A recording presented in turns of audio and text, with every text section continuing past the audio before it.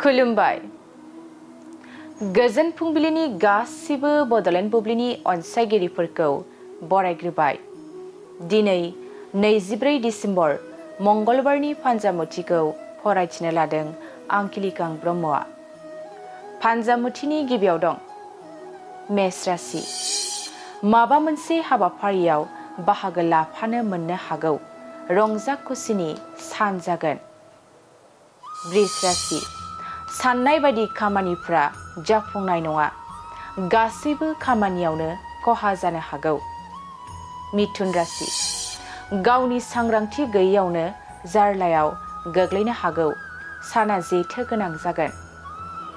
कर्कट राशि। गोबाव समनिफ्रायनो लोगोजों सुथुर जालायना थानाया जोबस्रांलांगोन। गोसोखौ गोजोन मोनगोन। सिंह राशि। मावनो लानाय खामानियाव हेंथा फैनो हागौ। असान्थिजोंनो साना बारलांगोन। कन्या राशि। गोसो थोनायनि दौलेङाव गोग्लैनो हागौ। गोदान मिजिं लाना सिमां सुजुगोन। तुला राशि। गोरोन्थि हाबा मावफ्लांना साजा मोननो हागौ। नोंथाङा गोबां दुखु दाहा सहायनांगोन। वृश्चिक राशि। बिदानि जौगानायाव फंबाया सुखु मोनगोन। रंजा बाजाजोंनो साना बारलांगोन। धनु राशि। फिसानि जाफुंसारनायावनो बिमानि सुखु फैगोन। नखर संसाराव गोजोन फैगोन। मकर राशि। जानाय लोंनायाव सांग्रां जाना थानाया मोजां। देहाखौ खस्थ' मोननो हागौ।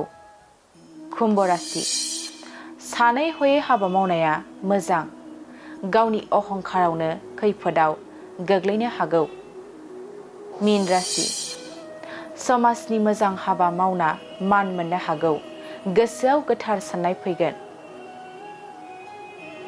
दिनै सानसेनि राशि फरायथिनायाबो एसेनोसै।